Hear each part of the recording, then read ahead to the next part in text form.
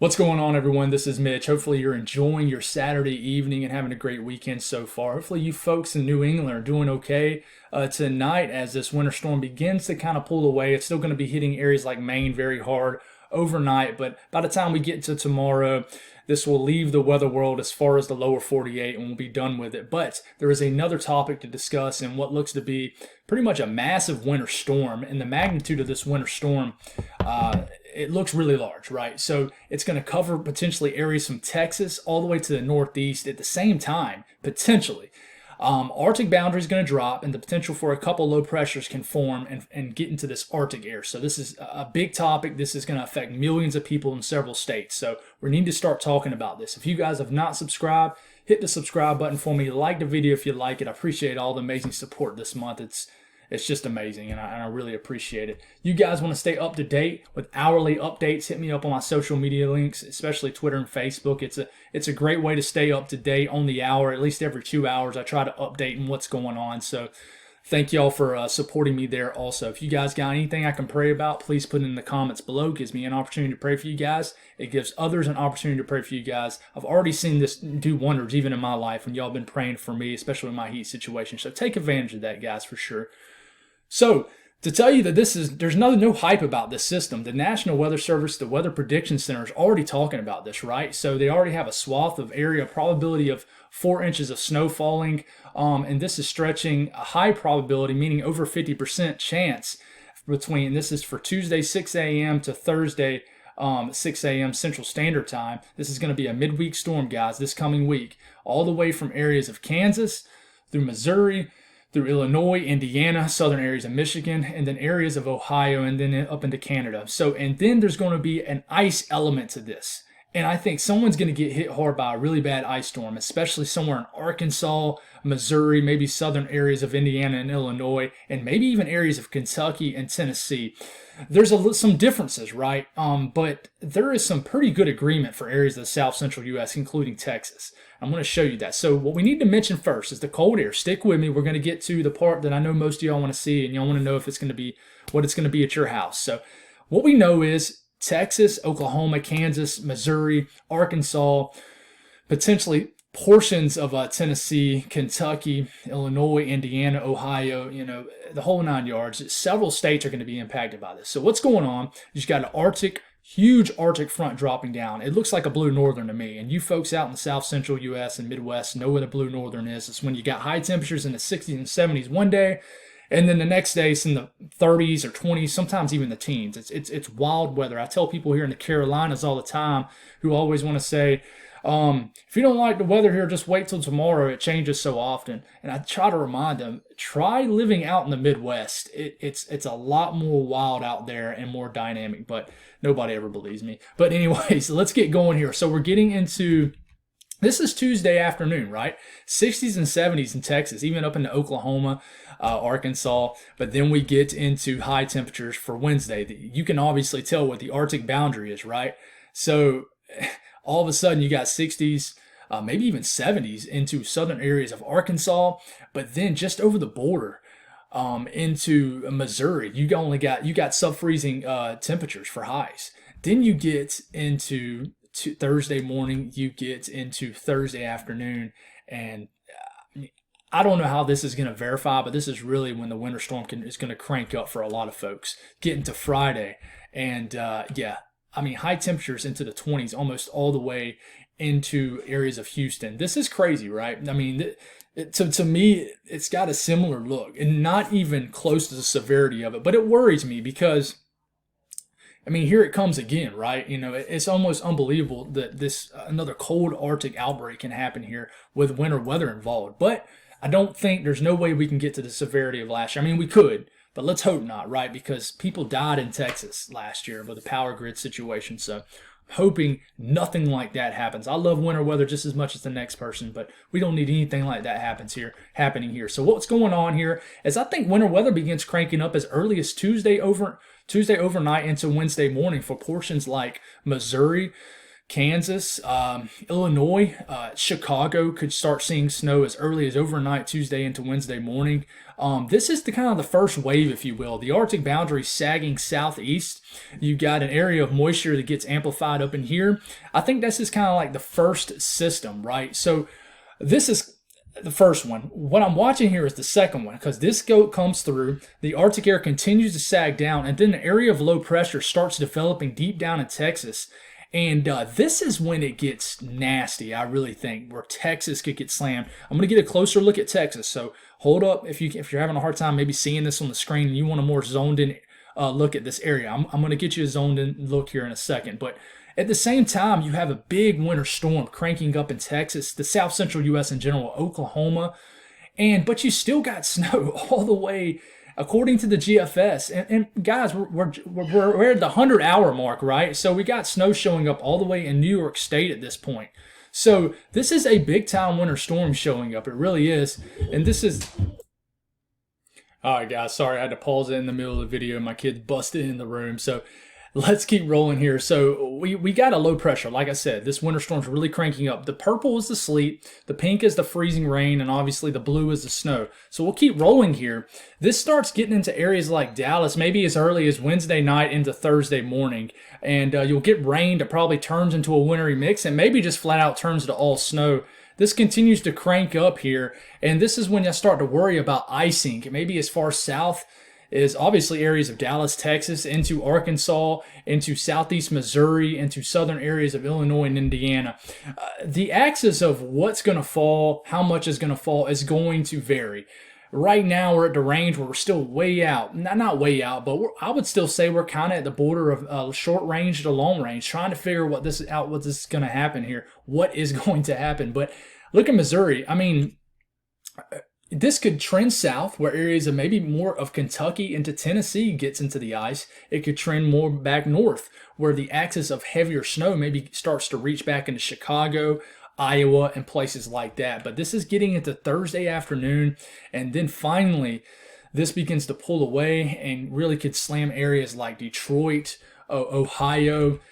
It's a big question mark here, right? Like, so if you were to take this run as if it's going to happen, like it was going to be the solution of this storm, this would show areas like Indiana, Illinois, Ohio being basically a battleground of precipitation. The southern areas might see rain, the middle, a wintry mix of ice and snow, and then the northern areas all snow. So trying to figure out what falls here is going to be difficult, but this is a big time storm. You look at the European run, which is a little different, but I still think in the grand scheme of things, it's not a ton different. It really likes this first system a little bit more than the GFS does. Amplifies the snow here. We're getting into basically late morning Wednesday, I would say. Snow's falling here. The Arctic air mass is sagging southeast. Here comes that secondary low pressure develops. It's more south. You have more winter weather, more south and deeper into Arkansas. This will get areas like Little Rock, Arkansas, into the middle of an ice storm. Overnight Wednesday into Thursday. But I keep saying specifics, but it's so hard, right? Specifics are just not going to be there. But this would get areas like Kentucky, Tennessee, even far areas of northwest Mississippi in play, and would get ice well south of Dallas, and Dallas being in the meat of the storm system. In Dallas, it would actually turn to snow, but it gets snow all the way into areas of Louisiana, and then you get basically a winter storm in Kentucky and Tennessee. You back it up here. This is mostly a snow event for you folks in the Ohio Valley. And then you're getting into Pennsylvania. And then this turns into another winter storm for the Northeast. New England, New York City, you might get a lot of ice and snow if this was to happen, right? It's a different scenario. It's a much more southern scenario as far as the axis of heavier winter precipitation. It really is. But this is what I worry about right here. I'm going to back it up here. Look at Texas, right? This is one solution. It's the latest GFS. We do not know if this is going to happen to this severity of a scale, if you will. So Monday we're getting into Monday, we're getting into Tuesday. Look at Tuesday, potential high temperature, 60s, 70s. But then we get into Wednesday. Here comes that Arctic front, right? cutting through the state. I think Wednesday is going to be one of them crazy graphics that's going to get thrown around where the northern half of Texas is in a freezer and the southern half is in the 70s, potentially 80s in southern Texas. But this cold front will continue to sag through. And then by the time you're getting into Thursday for high temperatures, guys, 20 degrees for a high showing up in Dallas-Fort Worth, when 2 days later you were in the 70s. 2 days earlier, you were in the 70s. I mean, look at this front cutting through Louisiana. This is a powerful cold front, and it's kind of reminiscent of what happened last year, where you just had a Arctic air mass came through, and then you had overrunning and multiple winter storms in Texas. And we got to see how this plays out. But then y'all go into absolute freezer as you're getting into Friday, and it gets very cold again. I'm not talking about single digits almost as far south as Houston or anything like that, like last year, but who knows? It might trend colder. It might trend warmer. A little bit closer look at Texas as far as the potential winter storm here, and then we'll trend a little bit further northeast and talk about the Ohio Valley and then the Northeast. But this is getting into Wednesday afternoon and evening when the cold front begins to work in. Here comes moisture breaking out. The low pressure develops. The pink is the sleet. The purple is the sleet. The pink is the freezing rain. It's pouring snow in Oklahoma, Texas. As far as the panhandle of Texas, this begins to get into Dallas. The rain turns to freezing rain, then the sleet, then potentially the snow. And then, excuse me, and then you look at areas of Missouri. I mean, if you were to look at as if the GFS, as if it was the grand solution of things, and I always say that, but because I want to make sure y'all know not to look at these models and say, okay, this is exactly what's going to happen. But if you look at this, and then you look at areas like Missouri, Illinois up there, I mean, y'all could get a few days of winter weather, right? This is Wednesday afternoon. You got a wintry mix and snow in Missouri. And then the cold air continues to sag south. And then right when it begins to taper off for these areas, you get another low pressure and then another significant winter storm for areas like Missouri. And then this brings heavy ice into areas of the Ozarks of Arkansas. And maybe an all-out ice storm. Here's the low pressure. It's a classic setup with Arctic air coming on top, low pressure right here, throwing moisture into all that shallow Arctic air. And this is what typically happens when you have this kind of setup. You go a little bit further north and you back this up. Precipitation begins to get amplified here. Snow breaking out in Chicago as early as, like I said, overnight Tuesday into Wednesday. Tapers off potentially, or potentially doesn't for the Ohio Valley. It might just be 2 to 3 days of nothing but winter weather.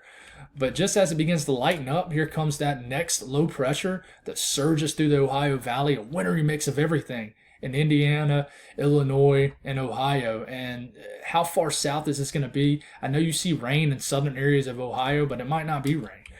Cold air comes through, and either way, if it starts off as rain, it changes to winter weather regardless. You compare this with the European at this range, and they're in pretty decent agreement. One thing I'll mention is basically that second system is a little bit further south. There's a little bit more cold air to deal with, and you don't have as much ice to deal with based off the Euro for areas of the northern Ohio Valley and places like that. So there's not as much ice showing up for areas of Indiana and Ohio with this, but it really gets areas of Kentucky in the mix of wintry weather in general. You look at the Northeast and you look at the GFS, it's going to be a wintry, I think, second half of the week for you folks. But I think there's a big question with you guys here with this system. You look at this and then you compare it with the European, and the European has a much more frozen look to you guys as far as more snow and ice and things like that. It has the solution a little bit further south, as it looks like the low pressure moves south, and I think that's because it's in response to basically the cold air being the Arctic front being coming a little bit quicker than it does in the GFS. So you have more winter weather for areas a little bit further south. So let's take a look at what some of these snowfall maps are showing. And I think at this range, we should definitely use just that blend of models on Pivotal Weather. I think that's the best thing to use. But right now for the system, a few inches of snow possible as far south as Dallas, and then areas of Texas and then Oklahoma City, maybe several inches. As far as how much ice is showing up, not a whole lot, but I'm telling you guys, this has the chance to really trend into more ice right here. But look at this showing up in southeast Missouri. You already got on the blend of models, this is pretty significant already. Well over a quarter of ice showing up in these areas in southern Missouri. Could really get an ice storm. I'm watching this if it's going to trend warmer or colder, but you got a lot of ice showing up. And then even ice showing up in far northwest Tennessee, even hints of ice in Mississippi. So got to watch out. Go a little bit further northeast, and I think that, y'all are going to get slammed. I think some areas are going to get a foot of snow somewhere between Illinois, Indiana, and Ohio. I know you guys have been in a big snow drought in Indiana, but I think y'all are going to break it, and y'all might break it with a bang here. So Indianapolis, watch out. I think y'all are going to be in a mix of just a wintry mess. Detroit, Cleveland, Chicago, just an axis of very heavy snow showing up here, and there's going to be an ice threat in this range too. You got to watch out for the southern fringe or wherever this sets up. Southern Illinois could see a lot of ice. So you got to watch out. There's going to be ice with this. It's not going to be all snow, I don't think. But we still got a long ways to go before we figure out where the axis of heaviest snow and heaviest ice is. But northeast, here you go. The blend of models likes the idea of the most snow being up into Canada. But we'll see how this goes. Don't pay attention to this because it's still kind of, I think, accounting for the blizzard that's going on right now. But I will mention, we'll take a look at a broad view of the GFS and how much snow is dumping here. And it's dumping a lot. You got over a foot snowfall total showing up in Oklahoma, Kansas, Missouri. I don't think this is going to happen. You got well over 2 feet showing up in northern Illinois and Ohio. I don't think that's going to happen. I think the GFS is overdone. It's probably accounting for a lot of sleet. And this is probably overdone too as far as the ice, but I think it has a good idea where it shows where a corridor of ice could set up with this constant overrunning that's going to be happening. But if you have something like this to happen, this would be a devastating ice storm for so many states. Over a half an inch to 3/4 of an inch of ice spanning over the course of a ton of states. It really has a chance to be a big deal. It's going to be a massive winter storm. We got to figure out what's going to happen. But that's all I got, guys. I'm going to keep y'all updated all week. It's going to be another long week tracking this. Thank y'all for the amazing support, and y'all have a great night.